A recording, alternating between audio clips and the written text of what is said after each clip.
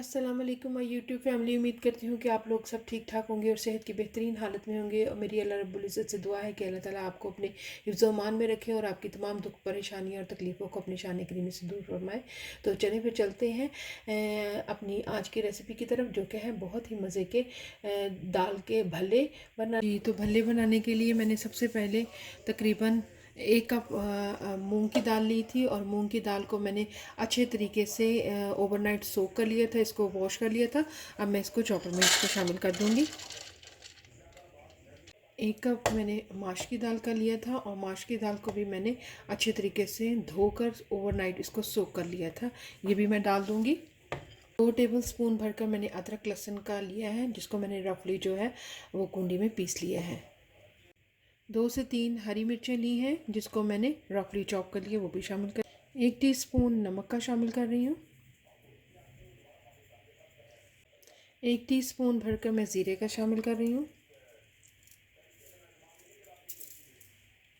1 teaspoon मैं chilli flakes का शामिल कर रही हूँ, ये ऑप्शनल है, अगर आप डालना चाहें तो डाल लें। 1 टीस्पून मैं बेकिंग पाउडर का शामिल कर रही हूँ। हस्बे ज़रूरत में पानी शामिल कर रही हूँ और पानी को मैं तकरीबन मैंने आधा कप पहले शामिल किया है, फिर हम इसको चेक कर लेंगे।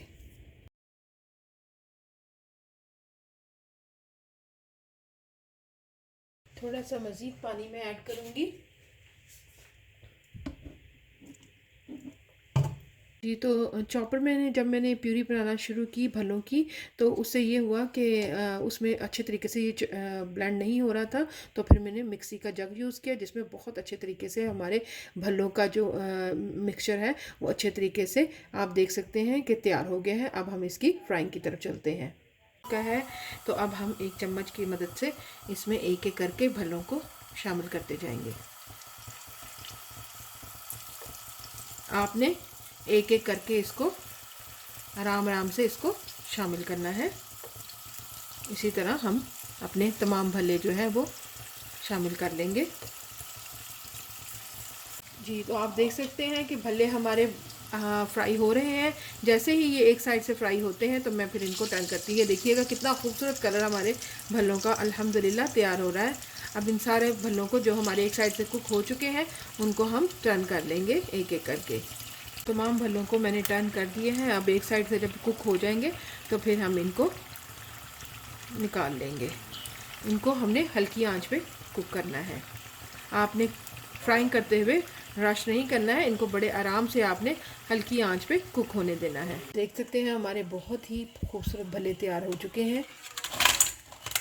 बाकी भी मैं इनको फ्राई कर लेती हूँ। ये हमारे तैयार हो चुके हैं और अब हम इसमें पानी शामिल करेंगे, इनको सोक कर लेंगे। तकरीबन ½ किलो मैंने दही लिया है और इसमें मैं शामिल कर रही हूँ क्रीम। तकरीबन 4 से 5 टेबल स्पून मैं इसमें क्रीम शामिल कर रही हूँ। इसमें दूध शामिल कर रही हूँ तकरीबन 1/4 कप और इसको मिक्स कर लेंगे जी। दूध शामिल करने के बाद इसमें तकरीबन ½ टेबल स्पून जो है वो मैं चीनी का शामिल कर रही हूँ। अब इसको अच्छे तरीके से विस्क की मदद से मिक्स कर लेंगे। भल्लों को मैंने निचोड़ लिया है।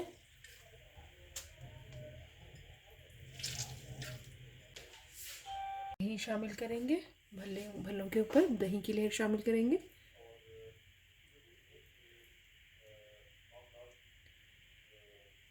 अरे भल्ले अच्छे तरीके से दही में कवर हो जाने चाहिए। मसाला शामिल करेंगे, इमली की चटनी शामिल करेंगे और इमली की चटनी की रेसिपी आपको मेरे चैनल पे मिल जाएगी जी। तो जो बाकी के भल्ले हमारे बच गए हैं उनको हम जिप लॉक बैग में डाल लेंगे और जब हमें ज़रूरत होगी तो हम इसको इस्तेमाल करते रहेंगे। और ये आप 1 से 2 महीने तक आराम से इनको महफूज कर सकते हैं। और अगर आपके पास जिप लॉक बैग नहीं है तो आप किसी कंटेनर में भी इनको फ्रीज़ कर सकते हैं। आप देख सकते हैं कि भले हमारे जिप लॉक में बिल्कुल बनकर तैयार हो गए हैं।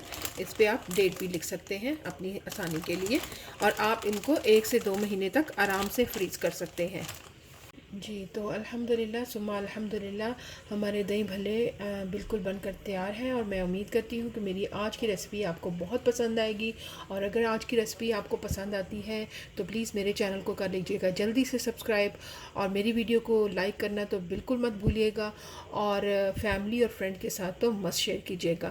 تو پھر ملتی ہوں ایک اور اچھی سی ریسپی کے ساتھ، تب تک دیجیے گا مجھے اجازت، دعاؤں میں رکھیے گا مجھے یاد۔ اللہ حافظ۔